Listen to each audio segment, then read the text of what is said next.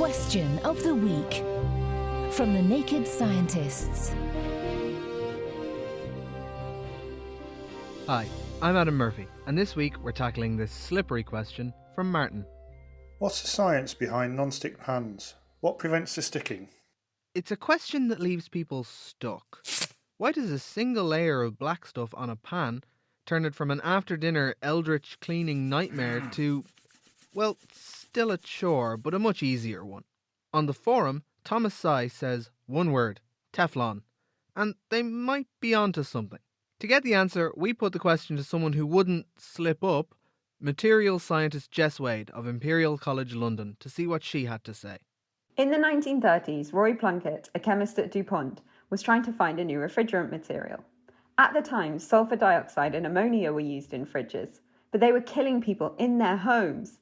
One day, Plunkett was making an alternative, a safer gas called tetrafluoroethylene, and he stored it in super cold cylinders, minus 80 Celsius. When he went to chlorinate it, he found out the gas wasn't a gas anymore, but had turned into a white powder, which was resistant to heat, chemically inert, and super slippery, although he had to saw the gas canister in half to find that out.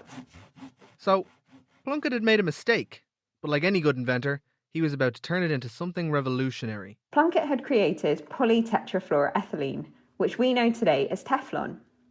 Metals that we make pans from, like stainless steel, aren't actually perfectly smooth. If we look at them with a microscope, you actually see lots of cracks and holes. When they heat up, the metal expands, food sneaks into the cracks, dries up, and makes them tricky to clean. As anyone who's spent an evening scrubbing an old metal pot can attest to.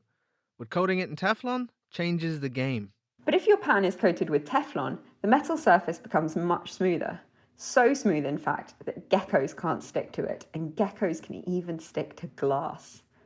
That's because PTFE is made of long chains of fluorine and carbon, really strongly bonded together. That means they don't want to interact with anything, even water. Things that repel water like this are called hydrophobic, and it's Teflon's hydrophobic nature and really low friction that make it so non-stick. Teflon's not entirely perfect. If the temperature goes above 260 Celsius, it starts to break apart, releasing fluorocarbons into the air. And if you cook mega hot regularly, flakes of it can sneak off, stopping your pan from being non-stick. Me and my dad love our non-stick pan. And how does the Teflon stick onto the pan in the first place? Well, that bit's easy. You just need to really rough up the pan first. Thank you to Jess for giving us something to ponder while we fry our breakfast.